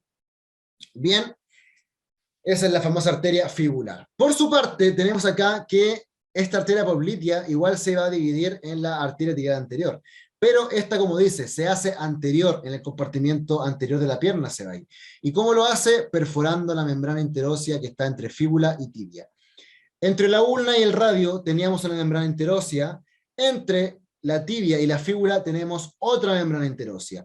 Y la arteria tibial anterior va a penetrar esta membrana interósea para hacerse anterior y encargarse de irrigar toda la parte anterior de la pierna. Y aquí vamos a ver cómo recorre. Se hace anterior, va a irse entre tibia y fíbula para después hacerse cada vez más medial y a nivel de la articulación del tobillo transformarse en lo que es conocido como la arteria dorsal e irrigar toda la parte anterior de nuestro pie. Bien, esta parte que vemos acá es la arteria fibular. Fíjense cómo va por posterior y se encarga de irrigar toda la parte lateral de la pierna. Bien, y en cuanto a las venas, lo que más importante destacar son dos venas, porque aquí tenemos la vena femoral, pero tenemos dos venas importantes. La vena safena mayor, que se va a encargar de drenar todo el contenido superficial desde la articulación del tobillo, desde el pie, hacia arriba, toda la pierna, y la safena menor, que es esta que está aquí, que va por posterior, esta imagen está por posterior del esqueleto. La safena mayor va a transcurrir por medial al fémur y tibia. La safena menor transcurre entre tobillo y rodilla por posterior y va a drenar todo lo que es el contenido posterior de la pierna hacia la vena poplitea. Esta es la vena poplitea y esta es la vena femoral, ¿ya? Toman el mismo nombre que esta es la vena femoral profunda. Vena femoral profunda y vena safena mayor y vena safena menor. Estas venas son venas superficiales. Cuando hacemos una herida en la parte medial de nuestro muslo y sale sangre al tiro, es de esa vena, de la vena safena mayor. Ven y te drenan todo el contenido superficial de tobillo, pie, rodilla, muslo y pierna. Bien, y para cerrar la clase de hoy día, vamos a hablar un poquito de lo que es el triángulo femoral, que es, al igual como la fosa cubital, un conjunto de estructuras musculares y ligamentosas que nos van a formar un contenido por dentro lleno de arterias, venas y nervios. Bien, en este caso vamos a destacar lo que es la arteria femoral y la vena femoral. Pero ¿cómo se forma este triángulo femoral? Se forma entre entre el ligamento inguinal, que se forma entre la espina ilíaca y el pubis. Esta es la zona del pubis. Es un ligamento que te va a dividir lo que es abdomen y lo que es muslo. Bien, desde el ligamento inguinal hacia arriba tenemos abdomen, desde el ligamento inguinal hacia abajo tenemos muslo. Bien, a su vez, tenemos que aquí tenemos la musculatura del cuádriceps, pero hay un músculo que está dentro de lo que es el cuádriceps, que no es del cuádriceps, pero está justo en esa zona, que se llama músculo sartorio. Ya, este músculo sartorio. Entonces tenemos que una cara del triángulo se da por el triángulo femoral y otra por el músculo sartorio, que te va a ir desde la cadera hasta la rodilla, que te hace flexión de cadera y rotación externa de cadera. Además de flexión, también un poquito de flexión de rodilla. ¿Ya? Este músculo va a traspasar toda esta zona de forma diagonal por el muslo y te va a dar una cara del triángulo. Y después tenemos este otro músculo que se conoce como el músculo aductor largo. Ya su nombre lo dice, músculo aductor, toda esta es la musculatura aductora, y este músculo aductor largo te va a formar la otra parte del triángulo. Si se fijan, tenemos esta parte del triángulo, la cara más medial, la cara lateral del triángulo y la cara superior del triángulo raíz del ligamento inguinal. ¿Ya? Cara medial, el músculo sartorio, cara lateral, músculo sartorio, cara medial, músculo aductor largo, y cara superior, el ligamento inguinal. Bien, Estos músculos son más superficiales, o sea, el músculo sartorio es superficial, el músculo aductor largo es superficial, pero también tenemos músculos profundos que te van a formar el piso, el suelo de este triángulo femoral. Cuando tú metes la mano en este triángulo vas a sentir un tope, y este tope es el músculo psoasiliaco, que es este músculo flexor de cadera, y el músculo pectíneo, que es un músculo aductor de cadera.